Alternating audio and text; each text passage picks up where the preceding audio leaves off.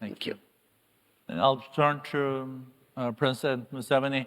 You have vast experience as a leader, and also you have seen a lot of conflicts coming and going. You also have taken a lot of responsibility and paying quite a high price also in Uganda as the country in Africa that has received most refugees. 1.4 million people, refugees, are now based in Uganda, according to UNHCR.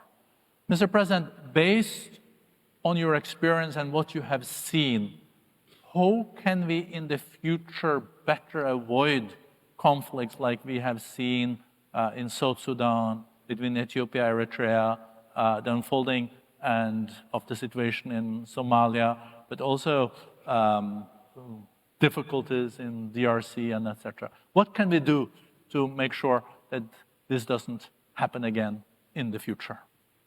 What can be done is to understand the causes of these conflicts.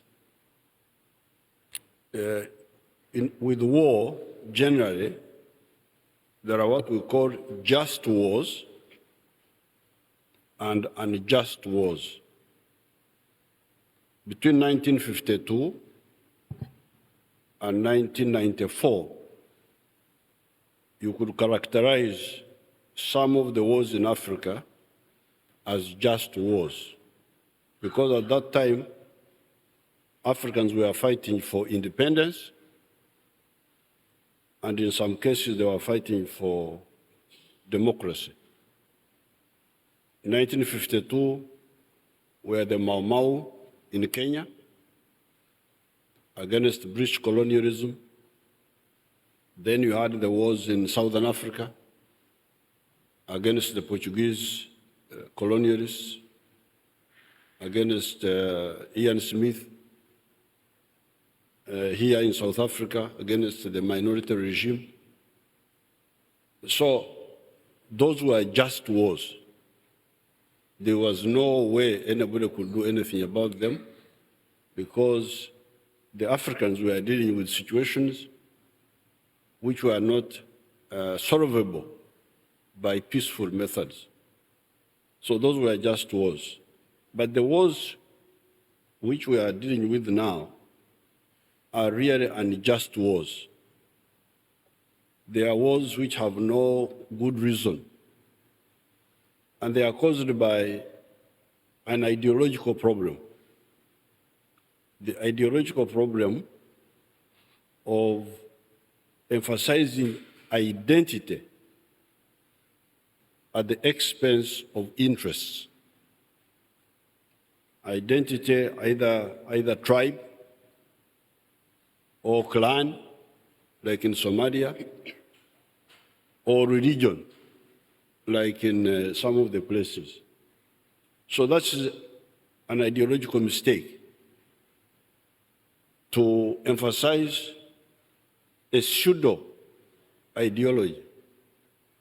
Because when you say, I am Christian, I am Muslim, so we fight because of that. Or like in the Middle East, Shia, Sunni, or like in some of the areas, tribes or race. These are false polarizations. They are polarizations based on wrong reasons. Because what does a modern person want? A modern person needs prosperity. You need to answer the question, where does prosperity come from? Does it come from belonging to the same religion? Does it come from belonging to the same tribe? Or does it come from selling my good or my service and I get income and I look after my family?